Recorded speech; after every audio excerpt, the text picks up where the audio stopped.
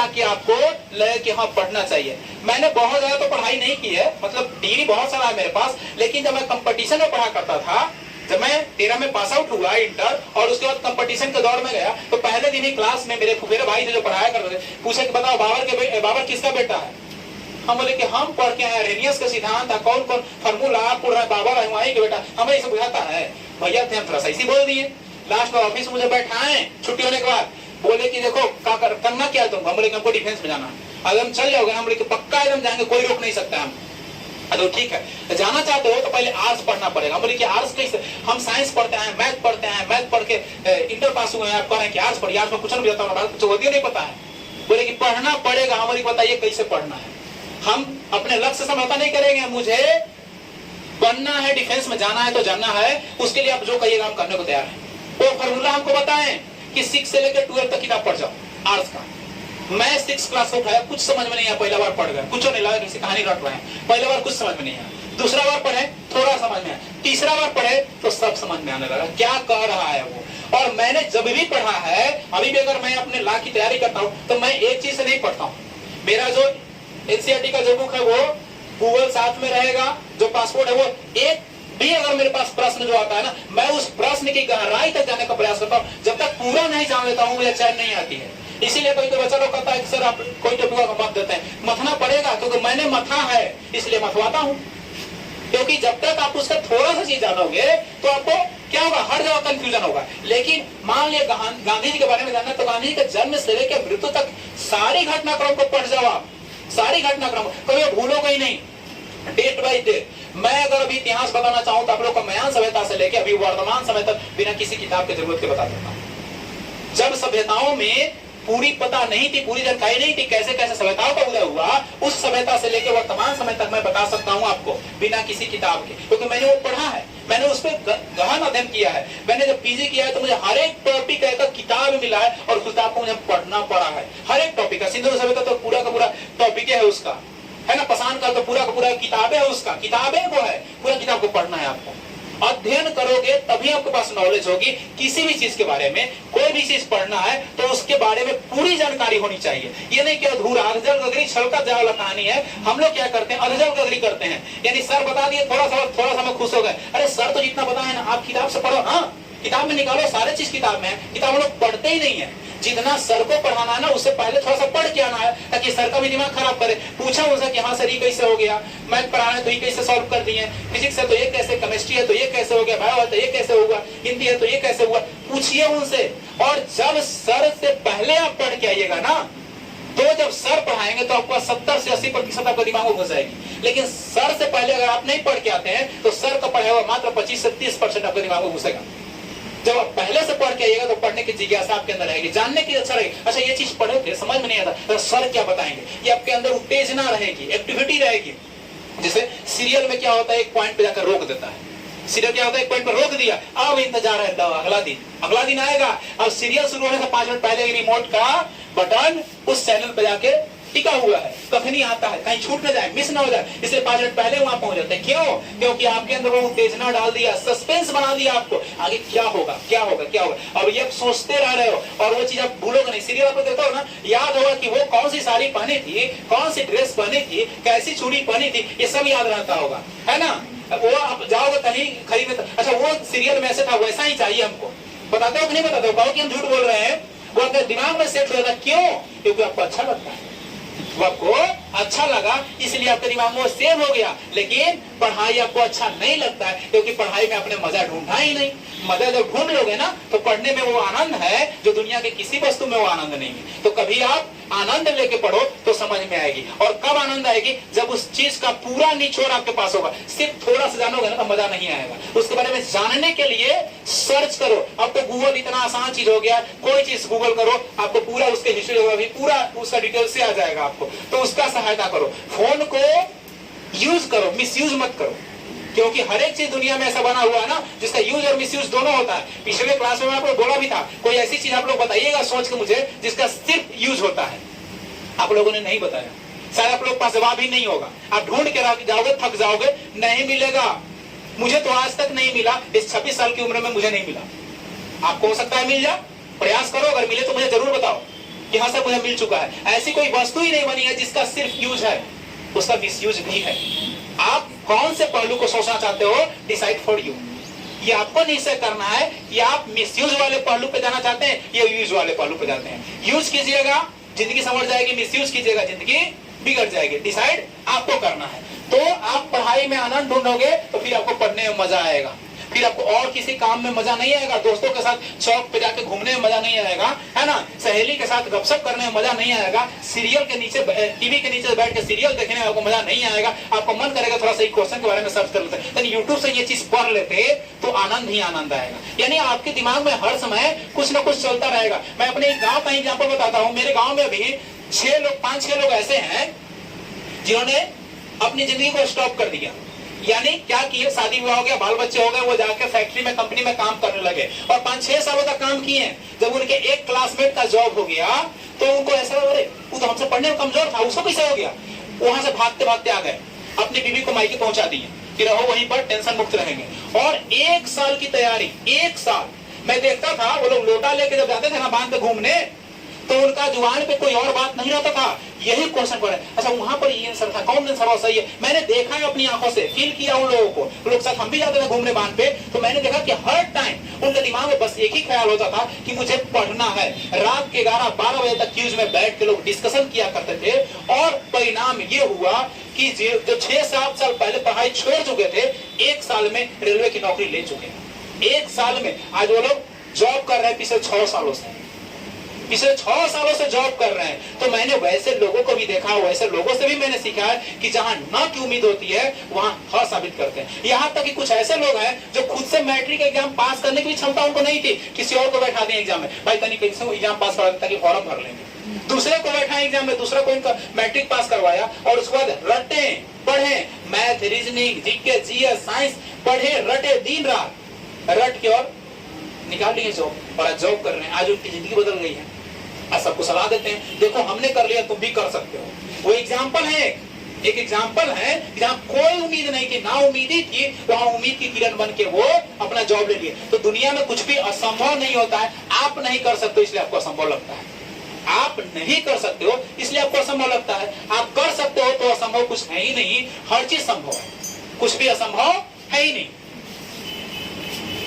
यही इसका भी जवाब हम चाहते हैं फिर भी हम नहीं कर पाते हैं। क्यों नहीं कर पाते हैं? क्योंकि सिर्फ सोचते हैं, सिर्फ सोचते हैं, लेकिन सोच के साथ उसको नहीं सोचते। जब सोच के साथ सोचिएगा तो कोई ऐसा काम ही नहीं है जो नहीं कर पा सकते हैं। कोई ऐसा काम ही है नहीं जो नहीं कर सकते। हम भी एक काम है जो नहीं कर सकते हैं। कौन सा काम है? आप लोग भली भाली जानते होंगे। कौन सा काम है? कौन सा काम? कौन सा काम नहीं पता आप लोग को? मैं तो पढ़ा सकते हैं। कौन सा काम नहीं कोई बताया? गाना गाना नहीं कर सकते, है ना? गाना गाने वाला काम नहीं कर सकते हैं, बाकी हर काम कहिएगा तो हम कर सकते हैं। मैंने बहुत प्रयास किया है ना, पता नहीं क्यों नहीं हो पाता हमसे। तो ऐसा नहीं कि हर चीज नहीं हो सकता, हर कोई चाहे तो हर चीज कर सकता है। उस पर अगर फोकस करे, मेहनत करे, कठिन परिश्रम करे, लक्ष्य बनाए तो बेशक वो कर सकता है। उसके लिए असंभव नहीं है, लेकिन मोटिव से करे तब। मोटिव यानी लक्ष्य, टारगेट सेट करके करे तब। अगर मोटिव नहीं है बाबू तो कोई भी काम नहीं होगा। आप अगर खाना बना रहे हो ना, मोटिव नहीं है, किसी अन्य ख्यालों में खोए हुए हो, तो पता चलेगा कि नमक बेसी डला गया, चाहे नमक नहीं डलाया। होता है कि नहीं? ऐसा होता है। और ये भी चीज आपके साथ हुआ होगा कि आप सोच रहे होगा कि आज लगता है कि खाना खराब बन गया, और पता चला कौन सा मम्मी, भैया, भाभी, कोई ना कोई कहीं दिया, पापा, है ना, कि आज खाना खराब है, सब्जी खराब है, चाहे कुछ और चीज खराब है। क्यों? क्योंकि आपके मन में डर है। वो डर है कि आपको ऐसा सूचित कर रहा है कि क्या होगा, आज खाना खराब बन गया है, और निश्चित कोई ना कोई कहीं देगा कि आज खराब बन गया, और सुनने को मिल जाएगा। क्योंकि आपके अंदर डर उस चीज को कहलवाता है, क्योंकि आपका ख्याल कहीं और था। आप जो काम कर रहे थे उस पर आपका ध्यान नहीं था। काम पर ध्यान होगा तो काम सफल होगा, काम पर ध्यान नहीं होगा तो काम विफल होगा। डिसाइड आपको करना है हमारी समस्या क्या है और उसका समाधान क्या है। हर एक इंसान को लगता है कि हमारी समस्या सबसे बड़ी है। किसी पूछे ना क्या हाल है, तो ठीक है यार, कैसे भी हो रहा है, कट रहा है, कैसे, है ना। किसी से पूछे देने वाला के मजे में है, वो बोलता है क्या? वो सिर्फ बोलने के लिए बोलती है ना। अभी तुम रोने वाली हो 2 दिन के अंदर, है ना। तो कोई भी मतलब खुशी मन से नहीं करता है कि मजे में, चाहे वो कितना पैसा कमाने वाला हो या कितना गरीब क्यों ना हो। क्यों? क्योंकि उसके अंदर क्या है, सबसे बड़ी चीज है लोभ। क्या है? लोभ। वो चाहता है ना कि अगर आज हमारे अकाउंट में 10,000 रुपया है तो हमारे अकाउंट में काश 1 लाख रुपया होता तो कितना अच्छा होता है ना। आज मेरा घर करकट का है तो काश छत वाला होता तो कितना अच्छा होता, काश टाइल्स फाइल्स लगा होता तो कितना अच्छा होता, मेरे सामने, मेरे घर के सामने बड़ी बड़ी गाड़ियां लगी होती तो कितना अच्छा होता। एक गांव का वार्ड अगर कोई जीतता है तो अगला बार वो सोचता है कि अगला चुनाव में पंचायत समिति हम जीत जाए, और पंचायत समिति बन गया तो अगला साल वो सोचता है कि मुखिया का चुनाव हम जरूर जीत जाएंगे। हम मुखिया बन गया तो सोचता है जिला परिषद जरूर बन जाएंगे, और जिला परिषद बन गया तो अपने को विधायक समझने लगता है कि विधायक बन जाएंगे, और विधायक बन गया तो मंत्री का ख्वाब, और मंत्री बन गया तो मुख्यमंत्री का ख्वाब होता है। यानी हमारी जो आकांक्षाएं होती है, उम्मीदें होती हैं, कभी शिथिल नहीं होती है। यानी हमें सुकून मिलता ही नहीं है। हमारी जो इच्छा होती है बहुत बड़ी होती है। यानी कहावत है जो संतोषम परम सुखम, वो संतोष नहीं होता है हमारे पास। हम चाहते हैं कि और ज्यादा हो, और ज्यादा हो, और ज्यादा हो, और इसी चक्कर में हम समस्या को पाल लेते हैं। जितना बड़ा पद होता है उतना बड़ा दायित्व भी होता है, इंसान भूल जाता है। अगर एक वार्ड है तो आपके सामने 200-400 लोगों का सिर्फ रिस्पॉन्सिबिलिटी है, लेकिन आप पंचायत समिति हो जाते हैं तो पूरे पंचायत के हजारों लोगों का दायित्व आपके पास होता है। अगर आप जिला परिषद होते हैं तो पूरा के पूरा आपका प्रखंड का दायित्व होता है। विधायक बनते हैं तो पूरा के पूरा आपके विधानसभा क्षेत्र का दायित्व होता है। ये भूल जाता है लोग, सिर्फ देखता है कि पद से लाभ लेना है, लेकिन उसके दायित्व का भी निर्वहन करना है। और इसी चक्कर में हम समस्या को क्या कर लेते हैं, पाल लेते हैं। हम समस्या को सोच लेते हैं, और समस्या का समाधान हमारे पास होता है, हमारे अंदर होता है, और हम अपनी समस्या का ढिंढोरा लोगों के सामने पीटते हैं। एक कहावत है, निंदक नियर रखी आंगन कुटी सवाए, बिना पानी सवन बिना निर्लय नयन सुहाए। यानी जो आपकी निंदा करता है, जो आप में कमियां निकालता है ना, उसको आप सबसे करीब रखिए, ताकि बिना साबुन के भी आपकी समस्या का वो समाधान कर सके। लेकिन हम लोग क्या करते हैं, अगर आपकी कोई बुराई कर दे तो लीजिए उससे दुश्मनी हो गया, फलना हमरा इसे कहा है, दिखा देंगे होकर। अरे उसको क्या दिखाओ, पहले खुद को तो देख लो। हम लोग दूसरे को दिखाने के चक्कर में रहते हैं, उसको बता देंगे। अरे अपने खुद को तो पहले बताओ कि तुम्हारे अंदर वो कमी है, अगर है तो समाधान करो। अगर मेरे अंदर वो कमी है तब तो लोग हमें कह रहे हैं कि हम कमी है हमारे अंदर। अगर हम गलत है तब तो लोग बोल रहे हैं कि हम गलत हैं। अगर हमारे अंदर वो कमी ही ना रहे, वो गलती हम ना करें, तो कौन कहेगा? कोई कहेगा? नहीं कहेगा। तो हम लोग क्या करते हैं, हम उस समस्या को और बढ़ाते हैं। फलना ऐसे कर दिया, चलिए तो उसको मारते हैं। अब मारने का तो और समस्या बड़ी हो गई। यानी छोटी समस्या जो क्षण भर में आसान और सॉल्यूशन हो सकता है, आसानी से तो समाधान कर सकते हैं, हम लोग क्या करते हैं, उसको और बढ़ा चढ़ा के बड़ा कर देते हैं। यानी अपनी समस्या का जन्मदाता हम लोग खुद होते हैं। जैसे मैंने यहाँ लिखा है कि अपने जीवन का बाधा हम लोग खुद हैं। हमारे जीवन का बाधा कोई और नहीं होता है। नंबर खराब आ जाता है तो कोसते हैं टीचर को, मास्टर साहब बढ़िया से पढ़े हुए नहीं किए। बिहार बोर्ड परीक्षा समिति को कोसते हैं, बढ़िया से कॉपी चेक नहीं किया होगा मेरा। आपने सही किया, सही से लिखा, आपके दिल में सुकून है। आप अपने अंदर से पूछिए तो कि क्या आपने जितना लिखा था, जिस तरीके से लिखा था, आपका नंबर कम है या ज्यादा है? हो सकता है 1-8% में कहीं कमी होती है, 1-8% कहीं नंबर गलती चढ़ गया, उल्टा चढ़ गया, या कहीं कोई कमी हो गई, 1-8% इधर मान सकते हैं। लेकिन 100% दोषी टीचर और बिहार बोर्ड परीक्षा समिति नहीं है। पहले जब सामने वाले की तरफ उंगली उठा रहे हैं तो उंगली खुद की तरफ उठा के देखिए। दूसरे पे उंगली उठाने से पहले वो उंगली अपनी तरफ उठाइए कि क्या मैं सही हूं। अगर मैं सही हूं तो मैं दूसरे को गलत कह सकता हूं। अगर मैं खुद गलत हूं तो दूसरे को गलत कहने का मेरे पास सामर्थ्य नहीं है। अगर मैंने सही से लिखा होता, मैंने कोई ऑप्शन ही नहीं दिया होता कि टीचर उस कॉपी को काटे, तो कतई वो टीचर कॉपी को नहीं काटता। लेकिन मैंने खुद गलती खुद के अंदर की है, और दूसरे पे आप उसको थोप दे रहे हैं, दूसरे पे आप डाल दे रहे हैं कि उसने ऐसा कर दिया। उसने नहीं किया, आपने खुद किया। आपकी समस्या का कोई और कारण नहीं है। हर एक समस्या का कारण हम स्वयं हैं। हमारी कोई भी ऐसी समस्या नहीं जिसका कारण कोई और है। अगर हम बीमार भी पड़ते हैं ना, तो बीमारी का कारण भी हम खुद ही हैं। अगर हम बीमार पड़ते हैं तो बीमारी का कारण कोई और नहीं, हम खुद हैं। कहीं ना कहीं अपने हेल्थ के प्रति आप केयरलेस हैं, कहीं ना कहीं अपने हेल्थ के प्रति आप सतर्क नहीं है। जो तमाम क्राइटेरिया हैं जितने आपके शरीर में चाहिए, अमीनो, प्रोटीन, कैल्शियम, विटामिन, जो भी चाहिए, आयरन वगैरह, ये सब क्या आपके शरीर में है? अपना बॉडी चेकअप, रूटीन चेकअप प्रति वर्ष कराते हैं? नहीं कराते हैं। जब होगा तबियत खराब तो 2 रुपया का गोली खा लेंगे, दर्द हो रहा है, चलो ठीक हो गया। है ना, या कोई बड़ी बीमारी होती है तो पहले नॉर्मल डॉक्टर के पास जाते हैं। क्या आपने जाकर सही तरीके से सीरियस लेके उसको दिखाया, इलाज करवाया, ट्रीटमेंट किया? नहीं किया। आप सोचेंगे ऐसे ही दवा लेकर ठीक हो जाता है, तो वो बीमारी धीरे धीरे धीरे धीरे बहुत बड़ी हो जाएगी। वही हमारी मानसिक बीमारी है। शारीरिक बीमारी के साथ साथ वो मानसिक बीमारी होती है। हम लोग छोटी समस्या को क्या करते हैं, सोचते सोचते सोचते सोचते बहुत बड़ी बना देते हैं। तो समस्या इतनी छोटी होती है, हम समस्या के बारे में सोचते, समस्या ये कारण है, ये समस्या, ये समस्या, ये कारण, ये कारण, सोचते सोचते उसको इतना बड़ा बना देते हैं ना कि हम खुद उसमें उलझ के रह जाते हैं। समस्या पे कभी भी फोकस कीजिएगा तो उसका समाधान नहीं मिलेगा। प्रॉब्लम पे नहीं, सॉल्यूशन पे फोकस कीजिए। यानी समस्या को ध्यान में मत रख के उसका समाधान को ध्यान में रखिए और आपके पास कोई समस्या ही नहीं होगी। आपके पास कोई समस्या नहीं होगी। मेरे पास ऐसी कोई भी समस्या नहीं जिसका समाधान मेरे पास नहीं है। हमारी भी जिंदगी में प्रॉब्लम है, हमारी जिंदगी में समस्या, लेकिन हम खुद सॉल्व करने को सज्ज हैं, हम तैयार हैं कि कोई भी मेरी कोई भी कितनी बड़ी समस्या क्यों ना होगा, हमें दूसरे से सलूशन मांगने की जरूरत कभी जिंदगी में पड़ेगी ही नहीं पड़ेगी। मैं उसका खुद समाधान कर सकता हूँ, चाहे वो कितनी बड़ी समस्या क्यों ना हो, मैं खुद उसका समाधान कर सकता हूँ। ये सबके सामने मैं चैलेंज देके करता हूँ। क्यों? क्योंकि मुझे पता है कि मेरी समस्या का कारण क्या है और उसका निवारण क्या है। कारण जान जाओगे, निवारण खुद पता चल जाएगा। बीमारी पता चलेगी तब तो इलाज होगा। डॉक्टर के पास जाओ और बोलो डॉक्टर साहब तबियत खराब है। बोले क्या हुआ? तबियत खराब है। तो क्या वो बोलोगे ना, तबियत खराब है ना। डॉक्टर साहब बोलेंगे तो कौची दे दवा तो दे दीजिए। तो कौची हो गया? तबियत खराब है। तबियत खराब है कहते रहिए, तबियत खराब है। डॉक्टर साहब कहते रहेंगे तो क्या हुआ है? तो तबियत खराब है। तबियत खराब, तबियत में क्या खराब है? सर दर्द कर रहा है, पेट दर्द कर रहा है, पैर दर्द कर रहा है, क्या प्रॉब्लम है भाई? बताओगे तब तो हो। अब पता ही नहीं, पता ही नहीं आपको, सिर्फ पता है समस्या है, समस्या है, मेरे पास प्रॉब्लम है, बस प्रॉब्लम। क्या प्रॉब्लम है नहीं पता है, तो कहाँ समाधान मिलेगा? ढूंढने का नहीं मिलेगा, कभी ढूंढने से नहीं मिलेगा। आप उसके जड़ तक जाओ कि हमारी प्रॉब्लम का कारण क्या है, और कारण जैसे ही पता चल जाएगा निवारण मिल जाएगा। जहां किसी की उत्पत्ति होती है वहीं से अंत भी होती है, जान लेना आप लोग। ये मैंने बहुत बचपन में सीखा था। जब मैंने शक्तिमान देखा था तो उस समय एक कोई ये बना था, क्या बोलते हैं उसको, मतलब डॉक्टर जयकाल ने कुछ बनाया था, ठीक है। तो शक्तिमान उसके पीछे खोजने के लिए चला गया कि आखिर इसका कारण क्या है। कारण को ढूंढा, फिर उसका समाधान कर दिया। तो कारण के तक जाइए कि उसका कारण क्या, उत्पत्ति होने का कारण क्या है, समाधान मिल जाएगी।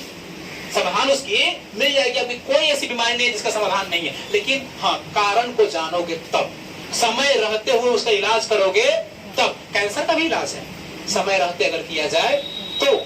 समय गुजर जाएगी तो फिर कोई उसका उपाय नहीं है। वही हमारी समस्या है। हम समस्या में इस तरीके से जकड़ गए हैं, उलझ गए हैं कि हम उसके सॉल्यूशन पे फोकस ही नहीं करते, हमारा ध्यान ही केंद्रित नहीं होता। क्यों? क्योंकि सॉल्यूशन में दर्द होता है, सॉल्यूशन में दर्द होता है, और हमारा दिमाग दर्द को बहुत जल्दी एक्सेप्ट नहीं करता है। क्या करता है? जो आसान चीजें होती है उसको एक्सेप्ट करता है। अगर अभी आप लोगों को कड़ी धूप में मैं खड़ा करके अगर पढ़ाऊं तो कितने लोग पढ़ने को तैयार होंगे? कोई भी नहीं, कोई भी नहीं। और यहाँ बैठे हुए हैं तो आपके दिमाग में ये नहीं आ रहा है कि मुझे गर्मी लग रही है। आप सभी का दिमाग मेरे ऊपर केंद्रित है कि सर क्या बोल रहे हैं। क्यों? क्योंकि यहाँ आपको ऐसी कोई फीलिंग्स हो नहीं रही है, ना गर्मी का एहसास हो रहा है, ना आपको बेचैनी हो रही है। लेकिन अगर धूप में खड़ा होते तो आपका ध्यान मेरे पे नहीं, गर्मी पे, उस धूप पे होता, क्योंकि वो आपको प्रॉब्लम में डाल रहा है, उससे आपको परेशानी हो रही है। आप उसका सॉल्यूशन ढूंढोगे तो क्या होगा? सॉल्यूशन, आप छांव में जाओगे। सॉल्यूशन यही ना है कि गर्मी में है तो छांव में जाएंगे, सॉल्यूशन यही मिलेगा। अब गर्मी से मतलब उसको निकलने के लिए उसका सॉल्यूशन ढूंढना है, समाधान ढूंढना है, न कि गर्मी में ही रहे और कहे कि बहुत गर्मी लग रहा है, बहुत गर्मी लग रहा है, धूप में खड़ा होता है, बहुत गर्मी लग रहा है, बहुत गर्मी। यही हम लोग करते हैं, यही हम लोग करते हैं। प्रॉब्लम में खड़े हो जाते हैं, बोलते हैं बहुत प्रॉब्लम है, बहुत प्रॉब्लम है, बहुत प्रॉब्लम। अरे भाई सॉल्यूशन ढूंढो ना, उस प्रॉब्लम का समाधान क्या है। आखिर गर्मी लग रही तो क्यों लग रही? क्योंकि धूप में खड़ा हो, छांव में जाओगे गर्मी नहीं लगेगी, हो गया सॉल्यूशन। कितना आसान हुआ। वैसे ही हर एक बीमारी का सॉल्यूशन होता है, लेकिन हम कभी वहां केंद्रित ही नहीं करते हैं, क्योंकि हमारे दिमाग को जो सरलता से मिलती है, आसानी से मिलती है, वो चीजें ज्यादा एक्सेप्टेबल होती है। लेकिन जो हमें तकलीफ से मिलती है ना, वो चीजें हम एक्सेप्ट नहीं कर पाते, क्योंकि वहां हमारा ध्यान ही केंद्रित नहीं होता है, हमारा ध्यान ही वहां पे नहीं जाता है। तो अब से जिंदगी में जो भी प्रॉब्लम है, उस प्रॉब्लम का कारण आप जानो कि क्या कारण है, और उसका समाधान ढूंढने का प्रयास करो। और मुझे पूरा विश्वास है कि आप समाधान ढूंढ पाओगे।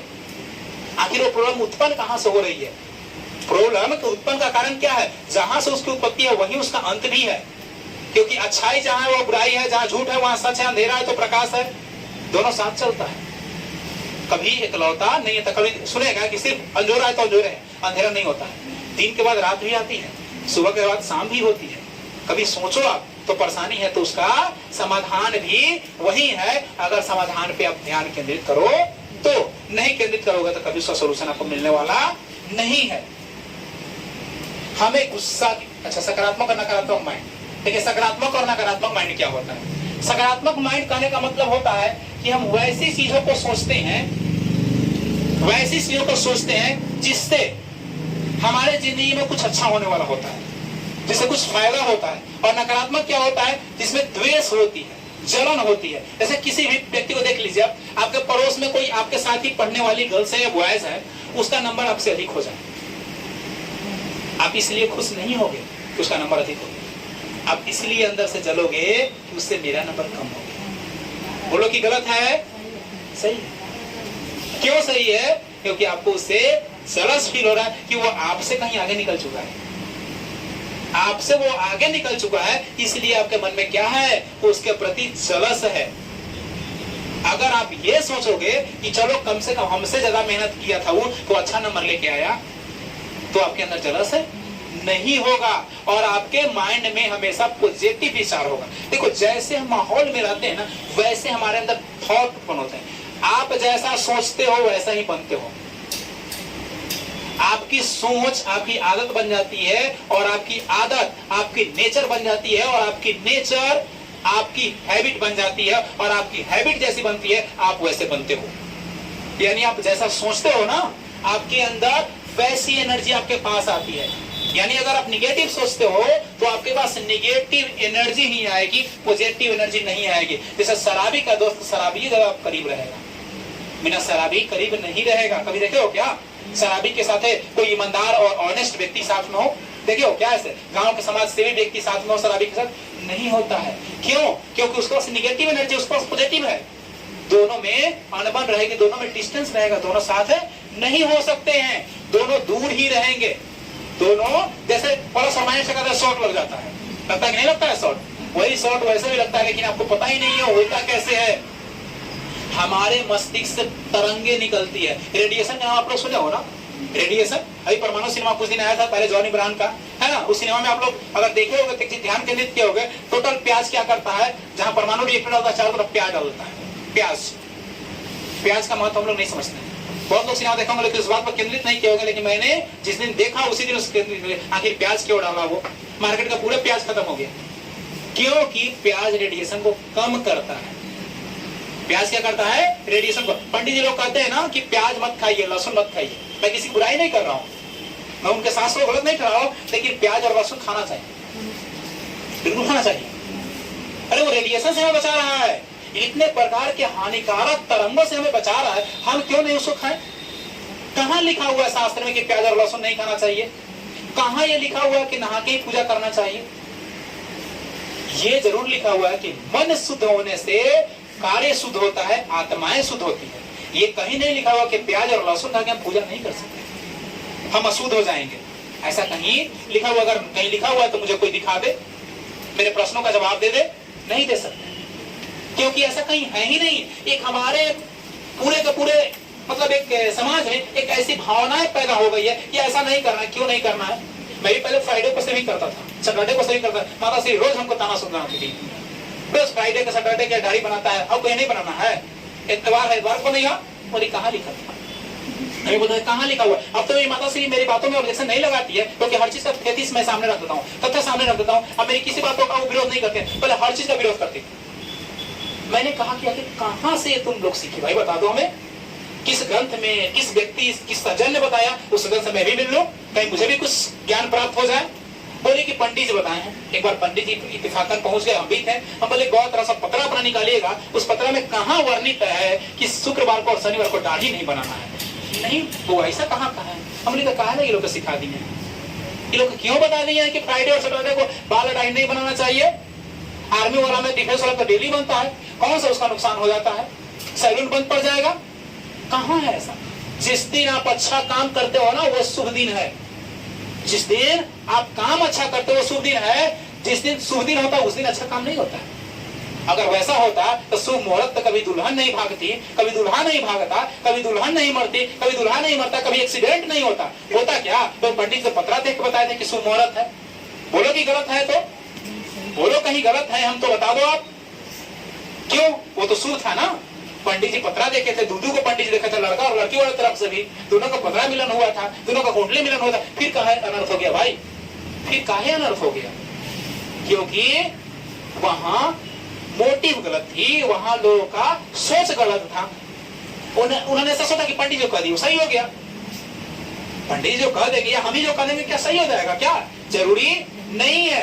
आप कितना सही सोच के उसको कर रहे हो इस बात पर निर्भर करता है। मैं अगर पढ़ा रहा हूं आपको तो कितने तन मन से पढ़ा रहा हूं इस बात पर निर्भर कर रहा है। नहीं तो ऐसा एक कहानी सब कुछ ऐसी बोल दिए, बस हो गया जी, जाइए, हो गया, क्लास खत्म। जब पढ़ाएं तो तन मन से पढ़ाएं, है ना, उसके प्रति मेरी पूरी की पूरी ऊर्जा उसमें लगी हो रहा है, ताकि मन से पढ़ाएं तो सच पढ़ाएं। अगर सिर्फ फॉर्मेलिटी निभाएंगे तो आपको ये चीज नहीं सिखा सकते। आपको ये लग रहा है ना कि ये सब छोटी चीजें हैं, इसका प्रश्न का जवाब कल मैं नीचे बैठा रहूंगा, मुझसे पूछेगा, नहीं बता पाऊंगा, क्योंकि उस समय मेरा एक्टिव ऑफ माइंड और प्रेजेंट ऑफ माइंड मेरे बस में नहीं होगा। अभी मेरे बस में है क्योंकि मैंने इसको दोनों को कॉन्सेंट्रेट किया। आप जो भी प्रॉब्लम बोलोगे ना, मेरे पास सब समाधान है आपका। आप प्रॉब्लम बोलो, मैं समाधान बता दूंगा। कोई भी प्रॉब्लम का समाधान मेरे पास अभी ऐसा नहीं कि नहीं होगा। आप भी ऐसा कर सकते हो, आप भी ऐसा कर सकते हो। अपने मस्तिष्क को उस दुनिया में ले जाओ जहां सारी चीजों का समाधान है, और आप ऐसा कर सकते हो। ऐसा कर, ज्योतिषी के पास जाते हैं ना, ज्योतिषी हाथ की रेखा देखते हैं, बिना देखे हुए भी आपके बारे में बता देंगे। हम भी आप लोगों के बारे में तो 4-5 लाइन बता सकते हैं, बिना कुछ जाने, बिना कुछ पूछे हुए। मेरे सामने 5 मिनट जो बैठ जाएगा उसके बारे में कुछ बता सकते हैं। क्यों? क्योंकि वो सबके साथ होता है वैसा। तो जनरली चीज है, लेकिन आपको पता नहीं है, मुझे वो पता है कि क्या बताएंगे तो लगे कि हाँ ये तो मेरा ही बात है, क्या बताएंगे तो आपको लगेगा कि ये तो मेरा ही बात है ना। अक्सर आप लोग को बोल देते हैं ना, तो बोलते हैं कि सर कैसे जान गए आप, है ना, बोलते हैं नहीं बोलते हैं, अक्सर बोलते हैं, बोलो कैसे जान गए? अरे हम सब जानते हैं। ऐसा नहीं कि हम सब जानते हैं, लेकिन आपके जो मन में चलता है वो हम जानते हैं और बता देते हैं। वही चीज है। अभी लोग बहुत लोग सोच रहे हैं पता नहीं कब मेरे मन में ऐसा आएगा, हम कैसे सीख पाएंगे ऐसे, है ना। आप लोग के मन में चल रहा है ना ऐसा चीजें, बोलिए कि गलत अगर है तो सकारात्मक और नकारात्मक भाई, निगेटिव एनर्जी हमें अपनी ओर ज्यादा अट्रैक्ट करती है, आकर्षित करती है। पॉजिटिव एनर्जी के मुकाबले, पॉजिटिव एनर्जी के मुकाबले निगेटिव चीजें ज्यादा हमें अपनी ओर खींचती है। जैसे मान लो सपोज दैट गेम खेलना, सीरियल देखना है, क्या पॉजिटिव चीज है? क्या निगेटिव है? कितना लोग इसमें ऐसे है जो पर डे बैठ के 2 घंटा न्यूज चैनल देखते हैं? बता दो आपको, पर डे 2 घंटा न्यूज चैनल कोई नहीं। लेकिन सीरियल जरूर 2 घंटा देखते होंगे आप लोगों से हर एक कोई। रील्स देखते हैं ना, व्हाट्सएप स्टेटस देखते हैं ना, सब देखता है। लोग बोलने दीजिए ना, मुझे पता है ना कि सब लोग देखता है, मुझे पता है कि सब लोग देखता है ना। जिसका फोन नहीं है वो टीवी पर देखता होगा, गाना सुनता होगा, सीरियल देखता होगा, है कि नहीं है? कुछ ना कुछ तो जरूर करता होगा अपने मन को बहलाने के लिए। तो वो क्या है? आपकी पॉजिटिव चीजें नहीं है, निगेटिव है, जो आपको अपनी गिरफ्त में ले रहा है, अपनी आगोश में ले रहा है, आपको खींच रहा है। और जब तक आप वो काम नहीं करोगे ना, आपको अपने आप से क्या करेगा? दूर नहीं जाने देगा। आप चाहोगे कि हम छोड़ दे,